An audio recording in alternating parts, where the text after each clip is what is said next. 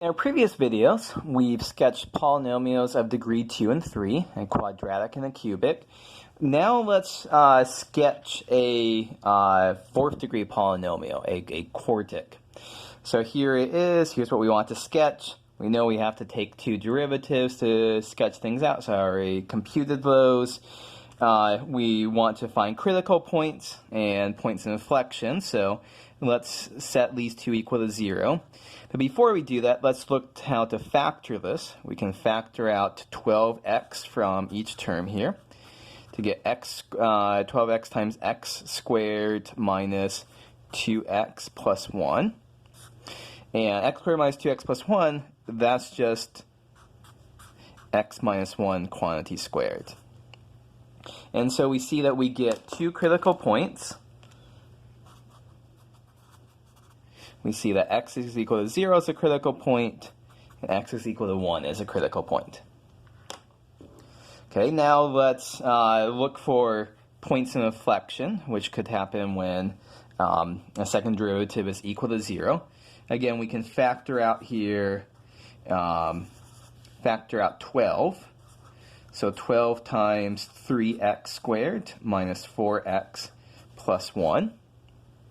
And this further factors as x minus 1 times 3x minus 1.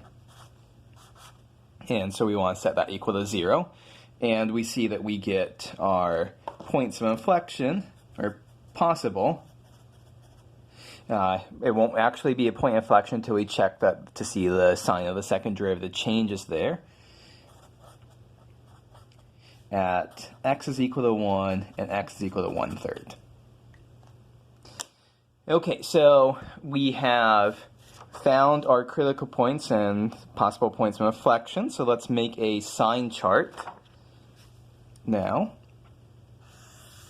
So I'm going to make lines at 0, at 1/3, and at 1. And we're going to be looking for f prime and f double prime.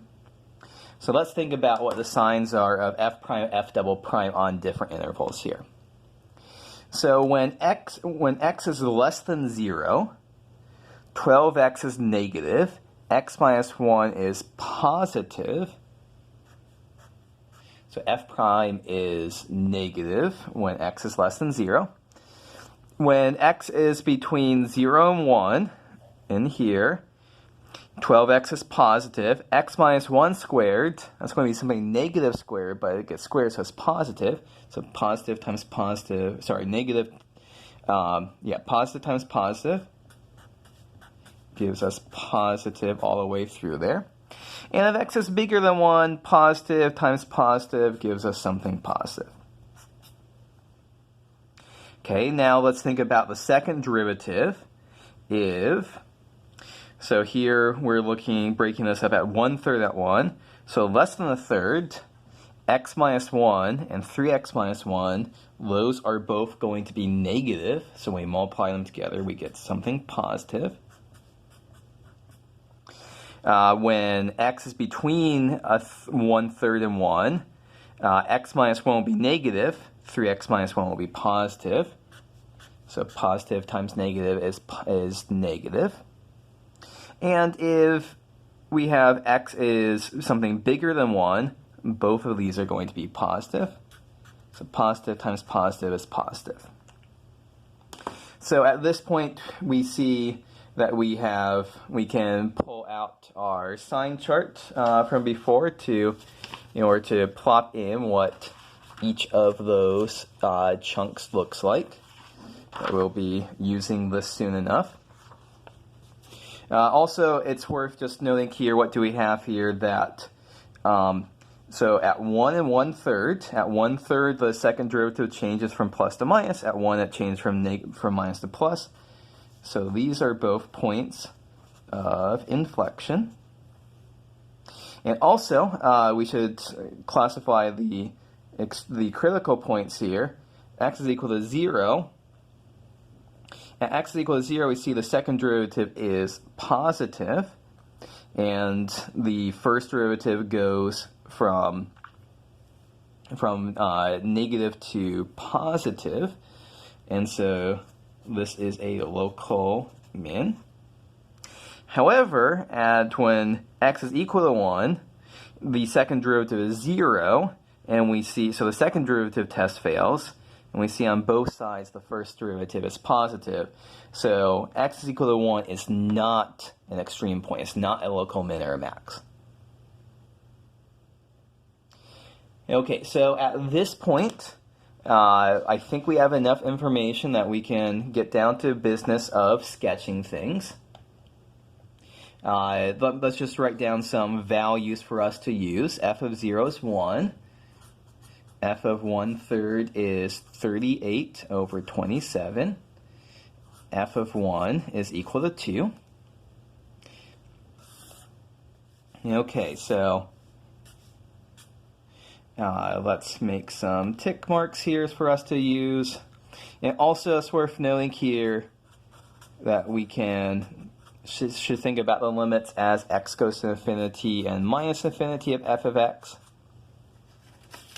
So by looking at the leading terms here, as the coefficient here is positive, this x goes to infinity, f of x goes to infinity, and this is an even exponent, so as x goes to minus infinity, x to the fourth goes to positive infinity, and once again that's a positive coefficient.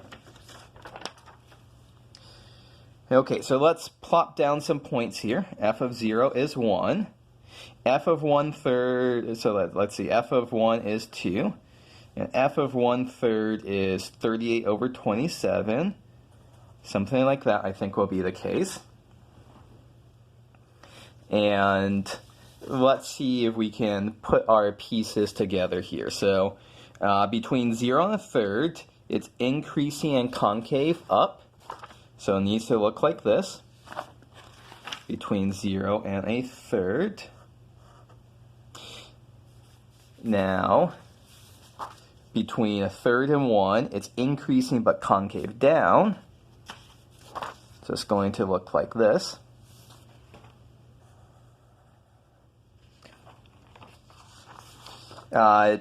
Past 1, x is greater than 1, it's increasing and concave up.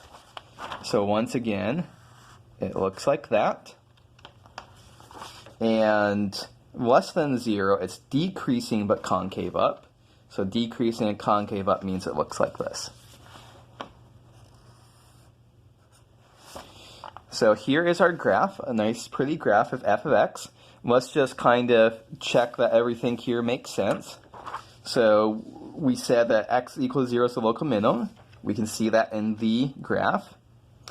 Even though x is equal to 1 is a critical point, horizontal tangent lines near local min or local max, x equal to 1/3 is our point of inflection where the concavity changes from being up to down.